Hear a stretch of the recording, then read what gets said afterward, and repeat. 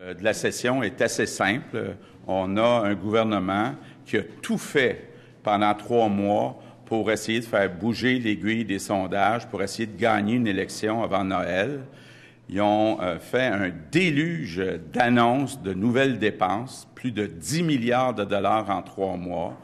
Ils ont mis de l'huile sur le feu en déposant une charte radicale sur la laïcité, et ils ont échoué. Et on se retrouve aujourd'hui un peu comme dans un lendemain de veille.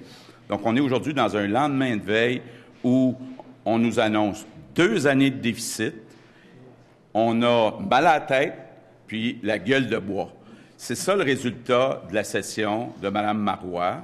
Et je pense qu'il n'y a personne qui a mieux résumé la session que Nicolas Marceau quand il a dit « On n'a pas été bon, on s'est trompé beaucoup, et je pense que la prochaine fois, les Québécois, ils ne s'y tromperont pas avec le parti de Mme Marois. » Sur le dossier de la Charte, écoutez, à plusieurs reprises, j'ai tendu la main à Mme Marois pour qu'on trouve une solution, une porte de sortie honorable.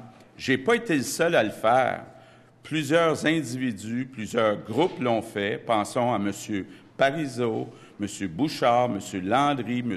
Duceppe, les élus de Montréal, les garderies, les universités. Je pense que c'est impossible que Mme Marois n'ait pas vu le message fort qui était lancé par toutes ces personnes et ces groupes. Mais Mme Marois est restée sourde. Ça a un nom, c'est de l'opportuniste. Et je pense que, je le répète, la proposition qu'on met sur la table, c'est un compromis qui est honorable, de dire on interdit les signes religieux pour les personnes qui sont en position d'autorité. C'est un compromis honorable. Et moi, je dis à Mme Marois, là, la modération a bien meilleur goût. Maintenant, concernant le rôle qu'on a joué comme opposition, je pense que les gens vont être d'accord pour dire qu'on a joué un rôle très constructif. D'abord, rappelez-vous notre campagne « Remboursez-vous ». Donc, dès le printemps, avec Jacques Duchesneau, on a mis un site en place pour dire les firmes de génie devraient rembourser l'argent volé avant de recommencer à avoir des contrats. Heureusement, le Parti québécois, 6 mois plus tard, a compris, ont déposé un projet de loi qui ressemble en partie à ce qu'on avait proposé. Dans le dossier des taxes scolaires, Nathalie Roy a fait la même chose. On a déposé un site Internet pour expliquer à Mme Marois que des hausses de taxes étaient faites à 20-30 % un petit peu partout dans toutes les régions du Québec. Encore là, ça a pris 1 an, Mme Marois, à comprendre. Puis là, elle nous a dit qu'elle demandait aux commissions scolaires de rembourser les hausses de taxes. Ensuite, Christian Dubé, sur les régimes de retraite, a répondu à la demande de certains maires de dire qu'est-ce qu'on fait avec les déficits de régime de retraite? Est-ce qu'on peut donner des pouvoirs additionnels aux municipalités? On a vu il y a quelques jours, donc des mois plus tard, M. Couillard déposer une proposition qui ressemble à la nôtre. Et là, enfin, Agnès Maltais nous dit qu'elle va déposer un document avant Noël. On ne sait pas si ça va être le 24 au soir, mais on l'attend encore, ce document. Dans le dossier du CHUM, Dr Dano a posé des questions sur la gestion du CHUM. Au début, il y a des gens qui prenaient plus ou moins au sérieux ce que Mme Dano disait. Finalement, on sait ce qui est arrivé. Le DG du CHUM a démissionné. Puis bien sûr, on a vu hier avec le projet de loi sur les mines, François Bonnardel, qui a pris un projet de loi qui était mort. Écoutez, il faut voir, là, moi, j'ai eu l'occasion cet été, au mois d'août, d'aller à Sept-Îles, d'aller à Val-d'Or, d'aller à Rouyn-Noranda. Il fallait voir la grogne, la colère des compagnies minières. François Bonnardel a pris ce dossier-là, s'est assis avec les associations minières, avec les municipalités, avec les groupes environnementaux modérés, disons.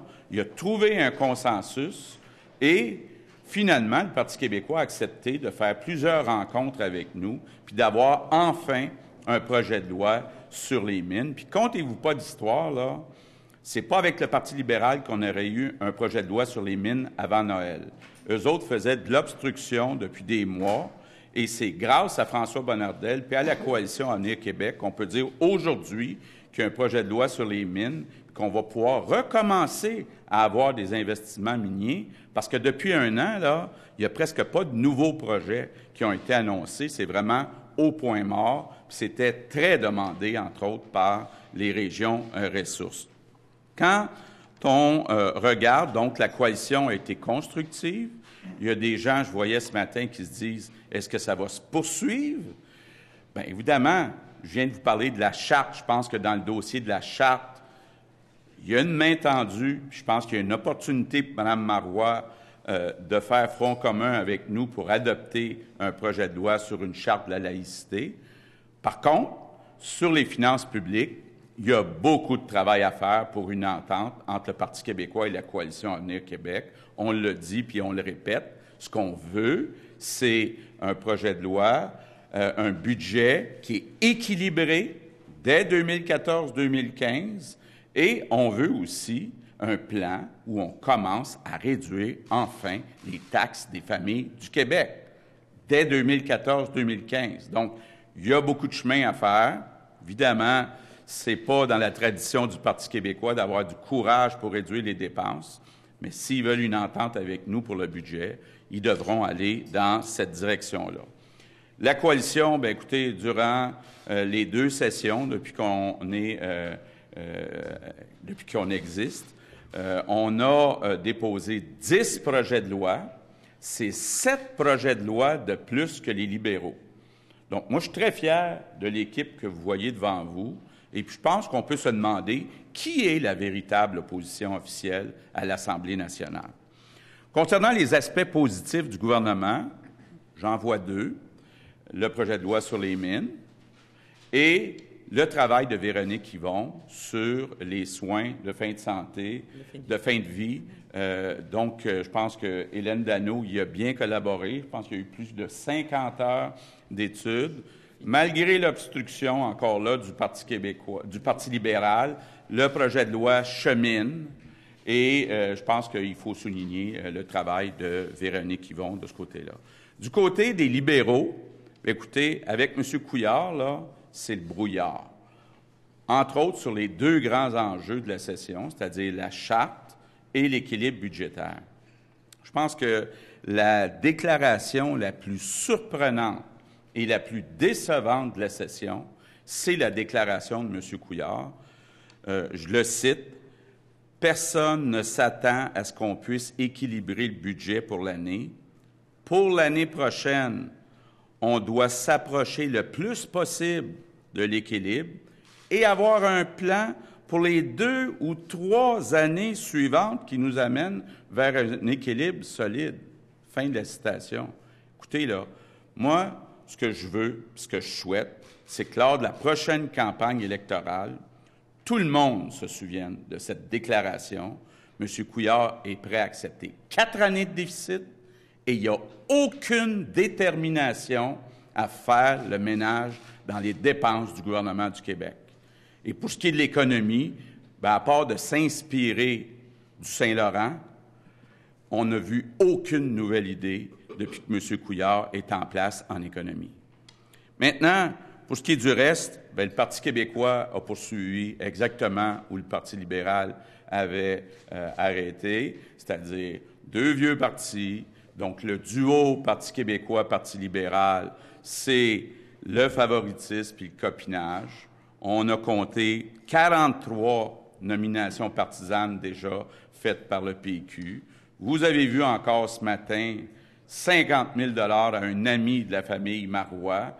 Écoutez, là, pensez aux travailleurs qui se lèvent ce matin puis qui voient qu'on a donné 50 000 $ à quelqu'un qui n'a même pas fait une journée de travail.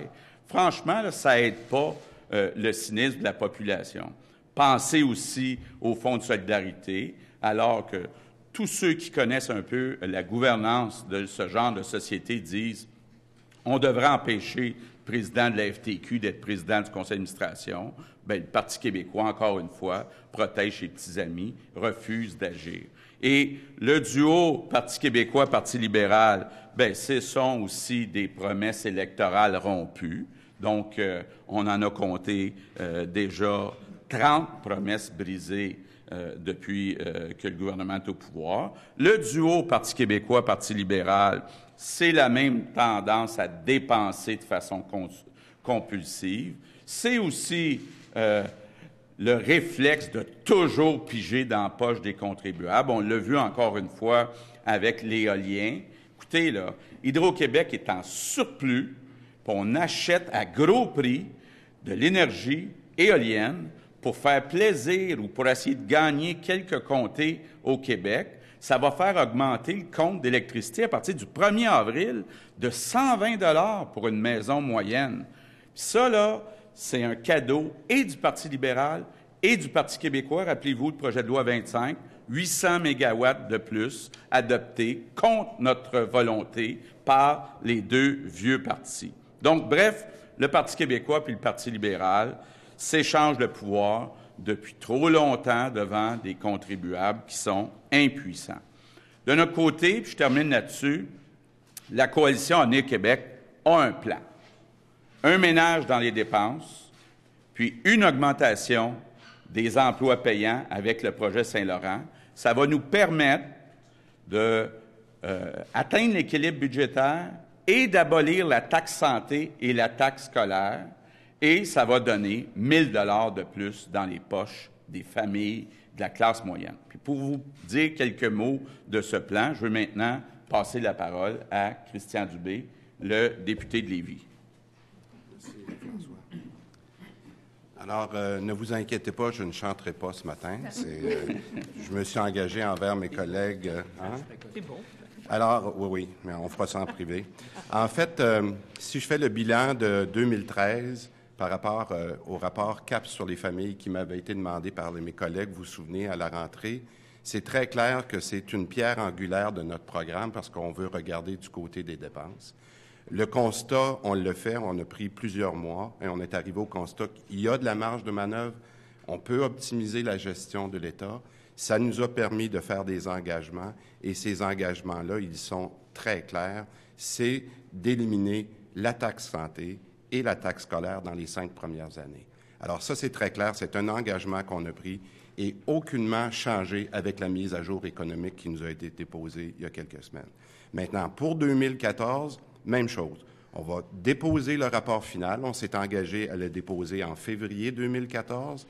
À travers ça, nous allons continuer à montrer le détail de ce que nous allons faire pour la gestion. Vous allez en entendre parler dans les prochains jours, le détail de ce qu'on va faire. Ce qui est important de vous rappeler, c'est qu'en ce moment, le gouvernement du Parti québécois ne gère pas. Ne gère pas parce qu'ils n'ont pas le courage de prendre des décisions, comme par exemple dans les régimes de retraite, et il y en a plusieurs endroits. Ils ne contrôlent pas les dépenses, vous le savez, je l'ai dit plusieurs fois. Et en terminant, pendant que nous complétons notre rapport, nous allons donner des exemples comment on pourrait gérer. On se prépare à gérer pour le début de l'an prochain et vous verrez le détail dans notre rapport. Et je tiens à remercier mes collègues de tout le caucus au niveau de la santé et de l'éducation qui nous ont aidés partout dans ce rapport-là et vous en aurez le détail au retour. Merci beaucoup. Maintenant, notre leader va vous dire quelques mots. Après, on prend une question. Je veux être très fier du travail de l'équipe parlementaire de la Coalition Avenir Québec qui a encore une fois démontré que oui, on peut être positif, constructif et faire avancer le Québec quand on est dans l'opposition.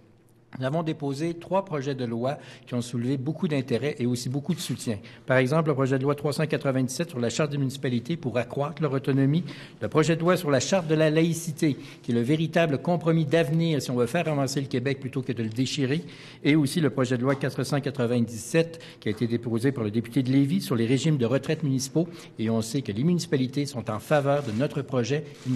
Et nous en sommes très fiers. Il faut rappeler également que grâce à la coalition, des gens ont pu rendre des comptes en commission parlementaire. C'est grâce à nous que le ministre des Finances a pu rendre des comptes sur sa gestion avant que soit déposée la mise à jour économique. C'est grâce à nous que les dirigeants du Fonds de solidarité de la FTQ ont pu comparaître et rendre des comptes aux contribuables et rendre des comptes à ceux qui font confiance à ce fonds-là.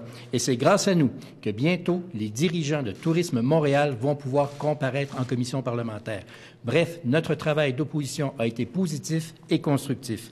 Également, je tiens à vous rappeler que, comme le disait Raymond Bachand, nous sommes maintenant le véritable et seul parti de l'économie. Plus de 40 % de nos questions ont porté justement sur l'économie, les finances ou les taxes des familles. C'est nous qui prenons à cœur le porte-monnaie des contribuables. Et pendant ce temps-là, le gouvernement a été pour le moins passif. À peine 17 projets de loi ont été présentés cette session, alors que l'automne dernier, c'était 34. Et de ce nombre, à peine 12 ont été adoptés. Et je tiens à vous rappeler que c'est nous qui avons dénoué la fameuse crise des mines. C'est grâce à notre initiative, alors que François Bonnardel a déposé le 22 novembre dernier un projet qui permettait aux gens de partir à zéro et enfin de trouver une entente pour l'avenir économique du Québec, eh bien justement, ce projet-là, le gouvernement nous a appelés. Nous avons travaillé avec le gouvernement pendant 17 jours. Nous avons travaillé avec le gouvernement pour trouver des amendements et finalement, ce projet de loi a été adopté pour le bien de l'économie du Québec. Et pendant ce temps-là, l'opposition officielle, elle n'a rien fait. Pendant 3 semaines, l'opposition officielle, le Parti libéral de Philippe Couillard, n'a strictement rien fait. Pendant 2 jours, ils sont énervés. Pour finir comment? Pour finir en votant pour notre projet de loi. Totale incohérence du parti de Philippe Couillard, mais ça démontre très bien que ce parti-là, depuis 3 mois, n'a plus aucune direction. Et la démonstration a été faite hier. Ils n'ont rien fait pendant 3 semaines de temps. Ils se sont énervés pendant 2 jours, puis en bout de ligne, ils ont voté pour. C'est ça, l'incohérence du Parti libéral. Vous pouvez être sûr que nous, à la coalition, que les députés de la coalition, travaillons pour l'avenir du Québec et nous avons réussi. Oui. On passe à la période de questions. Peut-être une principale et une supplémentaire. Je vais commencer par le micro de gauche. Tommy. Bonjour, M. Legault. Bonjour à tous et à toutes. Vous avez rappelé vos conditions pour appuyer le budget. Là, vous avez dit donc l'équilibre budgétaire pour 14-15 et commencer à réduire les taxes. J'aimerais savoir dans quelle mesure est-ce que vous êtes prêt à jouer du donnant-donnant avec le gouvernement pour finalement en arriver à une entente et donner votre appui au prochain budget. Bien, écoutez, nos conditions n'ont pas changé depuis le début. On a toujours été clairs. On veut l'équilibre budgétaire. On veut un plan pour abolir la taxe santé, puis commencer à le faire dès l'année prochaine, 14-15. Puis on veut un plan pour relancer l'économie du Québec. Nos 3 conditions ont toujours été les mêmes, puis elles vont rester les mêmes. Si le Parti québécois veut s'asseoir avec nous pour qu'on les aide à trouver, par exemple, des endroits où couper dans les dépenses, on va s'asseoir, on va collaborer. Mais s'il n'y a pas d'équilibre budgétaire, s'il n'y a pas de baisse de la taxe santé, s'il n'y a pas de plan économique, on va voter contre le budget. Tous les députés de la Coalition Avenir Québec. Tous les députés? Oui, okay. Absolument. Maintenant, j'aimerais savoir sur la charte, est-ce que... je vais faire un parallèle avec le projet de loi 14 là, sur la charte de la langue française. Vous aviez fixé des conditions. Le gouvernement avait accepté vraiment de diluer son engagement. Ensuite, vous avez fixé d'autres conditions. Ils ont encore renoncé à certaines choses pour finalement dire... Je résume, là, pour dire finalement, j'abandonne. Monsieur Legault, je pense qu'on a... Je vous invite, sur le projet de loi 14, à relire l'article qui a été écrit par Jean-François Lisée et Diane de Courcy dans deux gazettes. Il y avait 3 conditions. Les 3 conditions étaient acceptées dans le texte de Jean-François Lisée et Diane de Courcy, puis c'est le Parti québécois qui a reculé sur ces 3 conditions-là. C'est pas nous.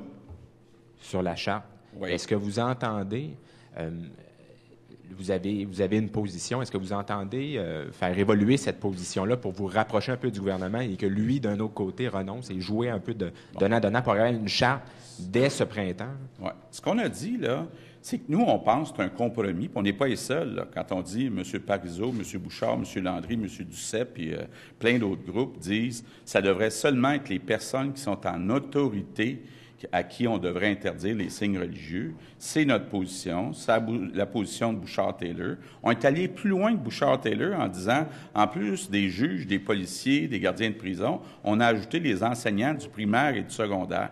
J'ai même dit, on pourrait peut-être trouver un compromis en éducation, parce que je pense qu'au Québec, là, j'ai été pendant 3 ans ministre de l'Éducation, on a fait beaucoup pour sortir la religion des écoles. Est-ce qu'on doit aller encore plus loin que notre proposition? Je suis ouvert.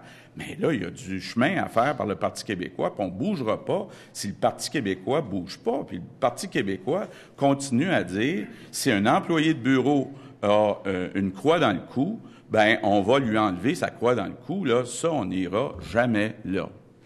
Jean-Marc Selvet. Bonjour. Oui. Bonjour, M. Legault. Comment vous expliquez vos difficultés à marquer des points sur l'île de Montréal? Bien, écoutez, je pense que c'est vrai à Montréal, c'est vrai un petit peu partout au Québec. En 2013, là, puis la commission Charbonneau n'aide pas, beaucoup de cynisme. Hein. On le voit avec le taux de participation aux élections partielles hier, beaucoup de cynisme. Par contre, ce que je vous dis, là, c'est qu'on a tout mis en place. Pensez au livre sur le projet Saint-Laurent. Pensez au rapport sur CAP sur les familles. Pensez à tous les projets de loi qu'on a déposés. Je pense qu'on a tout mis en place pour qu'en 2014, on réussisse à percer ce mur du cynisme. Puis moi, je suis convaincu que si on a une élection en 2014, pendant une campagne électorale, les gens, quand ils vont recommencer à s'intéresser au débat d'idées, bien, ils vont adopter les propositions de la Coalition Avenir Québec. Sachant ce que vous savez sur l'état des finances publiques actuellement, si vous étiez au pouvoir, est-ce que vous déposeriez un budget équilibré au printemps prochain? Absolument. Pour 14-15? Pour 14-15, absolument. Comment feriez-vous, sachant qu'il y a 2,5 milliards de déficit? Bien, écoutez, d'abord, là, je pense qu'on a... Là, je ne vais pas reprendre tout le dossier de Christian, là, mais prenez juste la santé. Hein? Dans la santé, il y a 60 000 personnes qui ne donnent pas de soins. C'est des milliards, ça. Hein? En Suède, pour une population plus grande, c'est 36 000. Juste là, il y a un écart là, qui représente plus que le déficit. Ensuite, on a parlé d'Hydro-Québec, on a parlé des commissions scolaires, on a parlé de faire des gains en informatique. Donc, Christian et moi, on a eu des longues discussions, des longues analyses. On va vous amener, très longues, on va vous amener même encore plus d'informations dans le rapport final. Mais nous, c'est clair, si on est au gouvernement, l'année prochaine, il y a équilibre budgétaire. Et la forêt? Bonjour à tous.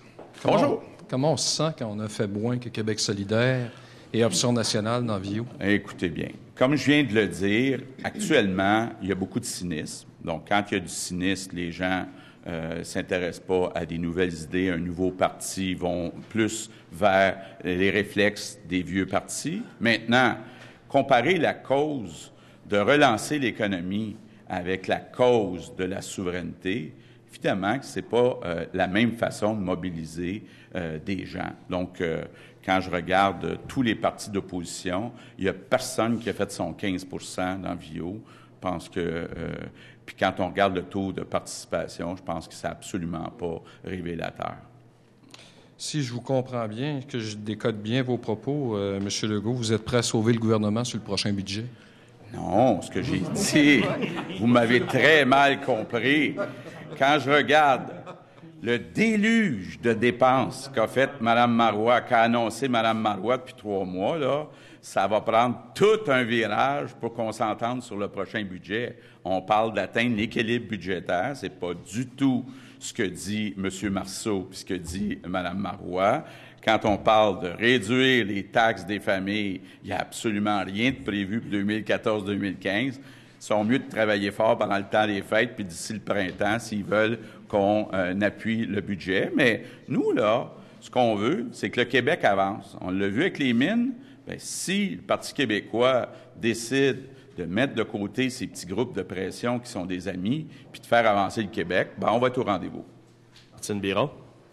Bonjour. Bonjour à tous. Bonjour, M. Legault. D'abord, les hausses de tarifs d'Hydro-Québec. Est-ce que vous comparez ça aux hausses de taxes scolaires? Est-ce que vous estimez que c'est le gouvernement qui fait un choix et, à d'autres bouts, il taxe les citoyens? Bien, regardez la partie là, qui est pour l'éolien. C'est quand même la moitié de la hausse. L'éolien, là, puis je l'ai dit même quand je suis allé en Gaspésie, donc j'ai pas un discours différent ici que celui que j'avais en Gaspésie. On signe des contrats à 9, 10, 11 cents le kilowattheure. On revend à l'exportation à 3, 4 cents. Puis en plus, on a des surplus d'électricité. Actuellement, pour cette année, là, ça va coûter 500 millions de dollars de pertes, les contrats éoliens à Hydro-Québec. À un moment donné, là, c'est une façon indirecte pour le gouvernement de dire on va augmenter les taxes ou les tarifs des Québécois pour se payer des cadeaux pour acheter des votes. C'est tout simple que ça. Donc, il faut être prudent, comparé avec les taxes scolaires. Dans le cas des taxes scolaires, c'est le manque de courage de faire le ménage dans les commissions scolaires. Quand on a une ministre de l'Éducation qui, à l'automne l'année passée, disait « Je vous donne le choix. Vous pouvez faire le ménage ou augmenter les taxes. » Il y en a 95 % qui ont choisi la deuxième option. On leur disait, Nathalie l'a dit des dizaines de fois. Puis là, on arrive à l'été, puis Mme Marois nous dit hey, « Je suis tellement choqué. Je suis choqué, là, qu'il ait augmenté les taxes scolaires. » Écoute, là, il y a une limite au ridicule, là. Voyons donc. J'ai une deuxième question. Oui. J'en ai une deuxième. Oui. J'aimerais ça vous parler un peu de la question des aiguilles des sondages. Il y a beaucoup de choses qui se sont écrites dans les dernières semaines, mois, concernant votre parti. Encore ce matin, je pense qu'on on prétend que vous voulez perdre, que vous voulez rentrer chez vous, dans le sillon de possibles... Je veux juste finir ma question après. Dans le sillon des élections à l'automne, beaucoup de rumeurs disaient que Mme Danoux ne voulait pas se représenter, M. Duchesneau, Mme Roy. Il y en a combien de députés qui vont se représenter? Puis, qu'est-ce que c'est la situation? Là, je vais vous dire, là, il va y avoir plus de députés en pourcentage qui vont se représenter à la Coalition Avenir Québec que dans les deux autres partis. Ça, c'est clair. Deuxièmement, pour ce qui est de mon épouse, qui a parlé avec Gilbert Lavoie, hein? Il y a beaucoup de monde qui la connaissent. Mon épouse, là... Non, mais quand même, c'est parce que vous me parlez de ça, là. Mon épouse m'a dit, puis elle est prête à faire campagne avec moi pendant 10 ans. Ça n'a pas changé, ça. Moi, je suis en politique pour 10 ans. Donc, moi, je vais me battre, là, parce que c'est trop important. Actuellement, ce qu'on est en train de laisser à nos enfants comme héritage, c'est inqualifiable, c'est irresponsable. Puis c'est la même chose pour les gens qui sont ici, là, avec moi. Nous, on est là parce que notre cause est juste. Et il est temps qu'on sorte des deux vieux partis qui font tourner le Québec en rond. Il faut, à un moment donné, être capable de recommencer à avancer au Québec. Puis le seul parti qui est capable de faire ça, c'est la Coalition Avenir Québec. Et puis moi, je suis là pour rester. La perspective que vous vous retrouviez tiers parti sans budget de recherche, elle est là quand même. D'abord, vous parlez des sondages. Je pense que c'est en train de bouger. Les deux derniers sondages, on voit une hausse de la Coalition Avenir Québec. Deuxièmement, comme je le disais tantôt, notre ennemi en 2013, c'était le cynisme. Là, on a tout fait, là. Tout fait. On a tout mis en place pour qu'en 2014, regardez-nous bien aller, comment ça va partir fort en 2014. Préparez-vous, prenez des vacances pendant le temps des fêtes, là. Parce qu'en 2014, on s'en va pour gagner un gouvernement majoritaire de la Coalition Avenir Québec. Martin Ouellet. Prenez ça en note. Ce que je fais. Oui. Bonjour. Vous parlez des vieux partis, mais en même temps, vous êtes prêt à faire front commun avec un vieux parti, le Parti québécois, pour la charte. Alors, ça ne doit pas être si pire que ça, un vieux parti. Attendez une minute, là. Mais, on prend les dossiers un par un. Quand les vieux partis veulent avancer, on va avancer, comme on l'a fait sur le projet de loi sur les mines. On va le faire avec la charte. Justement, la charte, vous êtes prêt à concéder quoi? Qu'est-ce que vous êtes prêt à faire? On a déjà une position de compromis. Vous savez, ici, là... Non, mais plus loin, vous dites, on est prêt à ouvrir encore davantage. Qu'est-ce que vous êtes prêt à ouvrir? Regardez, là, on a ici un parti, là, où il y a des anciens du Parti québécois, des anciens de l'ADQ, des anciens du Parti libéral. On a fait un compromis. On a trouvé un compromis qui est honorable, un compromis qui est tellement bon que même M. Parizeau, M. Bouchard, M. Landry, M. Duceppe sont d'accord avec nous. Ce qu'on dit à Mme Marois, là, arrêtez de faire de l'opportunisme. Arrêtez, là, vous avez une décision à prendre. Ou vous travaillez pour les intérêts supérieurs du Québec, ou vous travaillez juste pour essayer de gagner à la prochaine élection. Soyez responsables. Et si vous êtes responsable, on va en trouver un compromis parce qu'on est pour une charte de laïcité. Qu'est-ce que vous êtes prêt à faire? On a déjà un compromis. Okay, Ce que j'ai dit, c'est qu'en éducation, comme ancien ministre de l'Éducation, là, moi, je vous dis, il est temps, effectivement, qu'on sorte la religion des écoles. On est rendu à cette étape-là, puis moi, je suis prêt à discuter des modalités avec le Parti québécois. Mais on ne peut pas être tout seul à danser le tango, là. Pour l'instant, Mme Marois n'a pas bougé d'un poil. Elle s'obstine. Elle s'obstine, là. Malgré toutes les perches qui ont été tendues par beaucoup de monde, elle veut juste faire de l'électoralisme. Tout le monde le voit. Je pense que les journalistes le voient tous, là. C'est gros comme un éléphant d'une pièce. Okay. Deuxième question, sur les finances publiques. Je comprends bien, là, vous exigez qu'il coupe 1,7 milliard l'an prochain pour présenter un budget équilibré pour espérer avoir votre appui. M. Marceau, Marceau, en septembre, là, disait « Je pense qu'on va encore atteindre l'équilibre budgétaire. » En 2 mois, là, il est arrivé avec un déficit de 2,5 milliards cette année puis 1,7 l'année prochaine. Écoutez, là, s'il pensait en septembre que c'était possible, là, on ne devait pas être si loin que ça. Puis oui, il y a de la place pour couper quelques milliards sans toucher aux services à la population. Dernière question en français, Jean-Luc Lavallée. Bonjour, M. Legault. Je veux juste revenir sur votre analyse, là, votre explication de la déconfiture de votre parti dans les sondages. J'arrive pas à comprendre quand vous dites que vous attribuez ça au cynisme, mais vous êtes un nouveau parti, ça ne devrait pas toucher tous les partis, principalement les 2 vieux partis dont vous parlez non, tout le temps. parce qu'il y a des personnes qui ne s'intéressent pas à la politique et puis qui ont des vieux réflexes. Et puis quand ils vont voter, bien, ils votent rouge, ils votent bleu, dépendamment qu'ils sont fédéralistes, souverainistes. Donc, ce réflexe-là, bien, il revient facilement quand on ne s'intéresse pas aux enjeux. Donc, c'est ça, le défi, c'est le cynisme. Mais comme je vous dis, là, moi, j'ai confiance qu'en 2014, avec tout ce qu'on a mis en place, je suis convaincu qu'on va arriver à ce que les Québécois nous choisissent pour former le prochain gouvernement. Je comprends que vous misez sur la prochaine campagne électorale, mais dans l'intervalle, là, en attendant, est-ce que ça vous démotive, ça vous décourage? Pas du tout. Moi, je n'ai besoin de plus que ça. Là. J'en ai vu des vols d'Air Transat en retard. Là. Et puis, à un moment donné, on est revenu à l'heure, puis on a gagné des prix.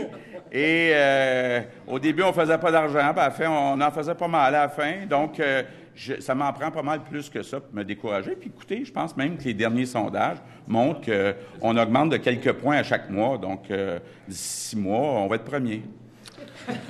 Peut-être juste dire quelques petits mots en anglais, puis on prendra les questions en anglais. Oui. Après, juste pour faire le petit bilan en anglais. Okay.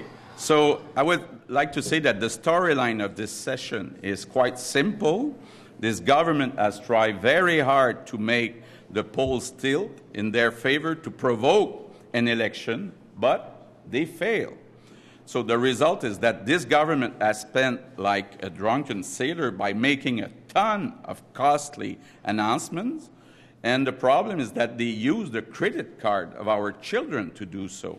And they have decided to stir things up by tabling a radical version of their secularism charter. And after months of open bar and spending frenzy, compounded by a devised debate on the charter, Quebec is in a state of hangover with a huge headache under a PQ government that is just as bad and incompetent as the Liberals were. And the government has made bad decisions when putting the partisan interests of the PQ above those of all Quebecers. And in conclusion, I would like to say that it's becoming clearer every day that the only party which will defend families is the Coalition Avenir Québec. We propose to better manage the government spendings by creating a 2.0 state. We have a plan to create well-paid jobs with the St. Lawrence Project, and we have a plan to bring back balanced budgets through limiting the growth of expenditures and abolishing the unfair liberal health tax care, and the unpopular school tax for all Quebecers. Kevin? Okay. Do you want an election in 2014? What we want is that we stop turning around and we stop seeing this Quebec backtracking, this Quebec in deficit, this Quebec being poorer than the rest of Canada. So what we're asking for in the next budget is, first, a balanced budget, second, a decrease in taxes for family, and a real economic plan for our economy. It's interesting. I found it interesting what happened yesterday with the Mining Act. You didn't do what oppositions do, which is oppose. You worked with, and you said that you entered politics to change things. And actually, when you started the coalition, you said you weren't sure if you were going to start a party. You just wanted someone to adopt your ideas. That happened yesterday.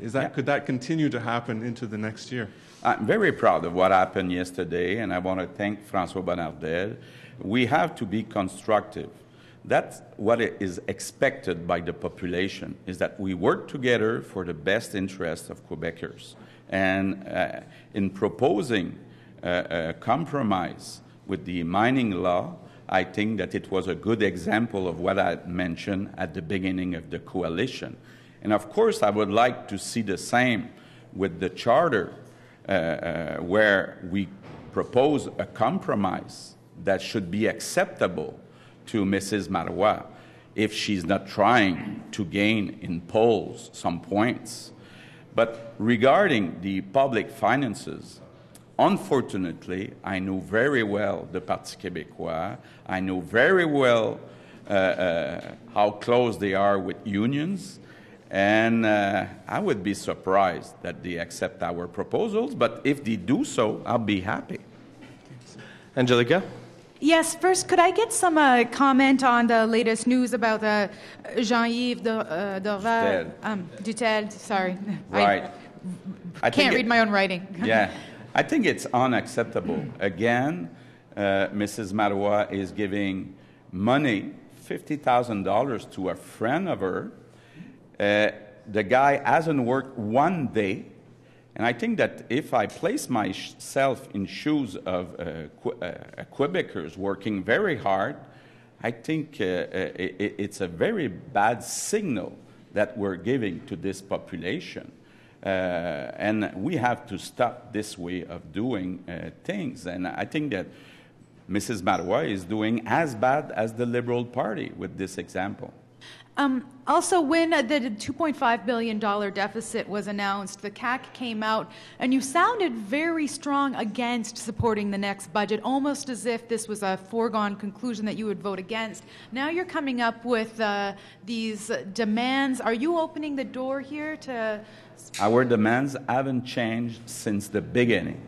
I think that with the size of our debt, we cannot afford any more deficits. So one thing is clear, a condition is very clear, we will not accept a budget if it's not balanced. So we haven't changed our proposal. We just hope that Mrs. Marois do the same as what she did yesterday with the mining law, that she accepts to sit, for example, with Christian. He would be happy to spend some time with Mr. Marceau and explain where we can cut expenses.